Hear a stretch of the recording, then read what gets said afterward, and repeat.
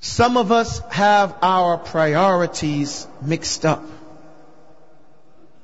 Some of us have our priorities mixed up. Abu Ubaidah ibn al-Jarrah, he was a famous general. He was known as the trustworthy one in the ummah of Muhammad sallallahu alayhi wasallam wa radiyallahu anhu. He was a general, and he lined his troops up, and he inspected them. And you know, in an inspection of the troops, he wants to make sure that their uniforms are clean, that they're well groomed, that they have their weapons ready, and their equipment is proper. And he afterwards, after inspecting them, he said to them, some of us have our priorities mixed up. You see one of us come to Jumu'ah with a clean thobe, ironed and pressed, washed body, itter on him. But his soul is a dirty, stinking, filthy soul. His heart is filled with blackness and disease.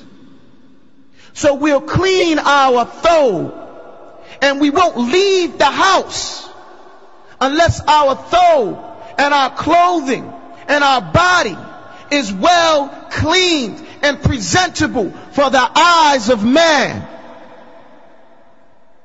But we don't ever think about cleaning our hearts, purifying our hearts, emptying our hearts. We walk around in the daytime and we pick up dust from walking in the street, dirt from walking past people that smoke. When we walk past the water, the car splashes a little bit of filth on our clothing.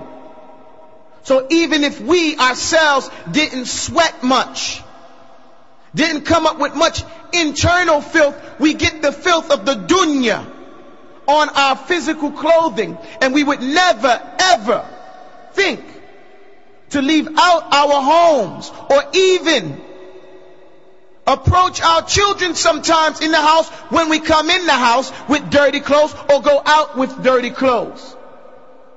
I remember going to the internet cafes in Egypt, and if anyone's been there, they smoke a lot of cigarettes. So if you spend 5 minutes in there, your whole thobe is drenched in the smell of cigarette and nicotine.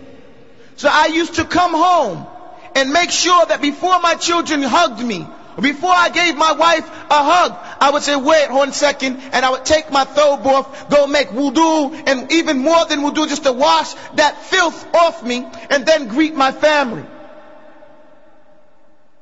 But the external is of less importance than the internal. Because as we have learned, every physical, every external act of ugliness begins with an internal act of ugliness in the heart.